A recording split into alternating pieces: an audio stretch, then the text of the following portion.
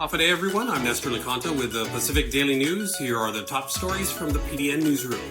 Democrat Ginger Cruz and Republican Delegate James Moylan both said on Sunday that they're ready to face off on the campaign trail ahead of the November 5th general election, both advancing past Saturday's primary election. Final unofficial primary election results show Cruz dominated the three-way Democratic congressional race, winning 40% of the final vote.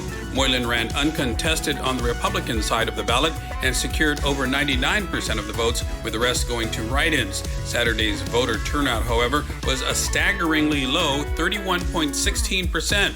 This means just 18,793 of 60,313 registered voters cast ballots, the second lowest voter turnout of any primary in Guam's history. Only the 1992 primary, held a week after Typhoon Omar, had a lower turnout of 25% based on Guam Election Commission records. It's also only the second time since 1974 that the number of those who actually cast their vote fell below 20,000. In other news, the man accused of murder in the death of his girlfriend's 3-year-old son is scheduled to have his magistrate's hearing at 3 p.m. today in the Superior Court. John Paul Sayama Charfurus, 27 of Dededo, was arrested by police on July 31st, along with the child's mother, Jonare Marie Regis Cruz. Charfurus faces charges of murder as a first-degree felony, aggravated assault as a second-degree felony, and a special allegation for use of a deadly weapon in the commission of a felony for each charge. The mother was charged with child abuse as a third-degree felony, destroying evidence as a misdemeanor, and tampering with a witness also as a misdemeanor. She had her magistrate's hearing on Friday and was held at the Department of Corrections on Friday, pending $3,000 bail. Prior to Saturday's primary election, Republican Hagåtña mayoral candidate Jovina L. San Agustin said she filed at least 14 voter registration challenges in her district, adding that there might be more than 25 in all. She said her opponent in the Republican primary, former Hagåtña mayor's office employee Michael Gumatauta, registered a number of family members that she claims don't reside in Hagåtña.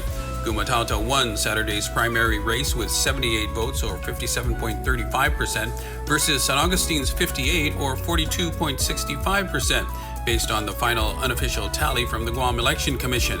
Hagåtña had a nearly 36% voter turnout on Saturday. 136 voted out of 383 registered voters. San Agustin said Guam law requires that a voter must physically reside in the district of the mayor's race they are casting their ballot for. She said, as an example, GEC documents indicate a registration was made for a house at West O'Brien Drive in Hagåtña that was damaged by Typhoon Mawar and nobody lives there. San Agustin said she planned to file more voter registration challenges in her district, which she expects the GEC would be looking into.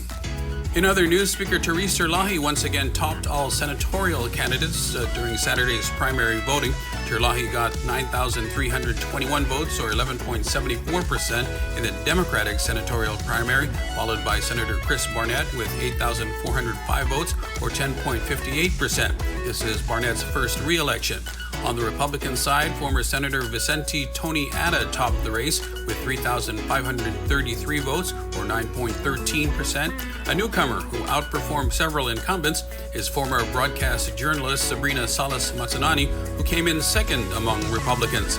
Salas Matanane, who previously ran for lieutenant governor with then gubernatorial candidate former Delegate Michael Nicholas, tallied 3,174 votes, or 8.20%, edging out incumbents such as Republican Minority Leader Frank Blas Jr., Senator Chris Duenas, and Senator Tello Tailegui, among others. For more on these stories, go to GuamPDN.com and follow us on social media.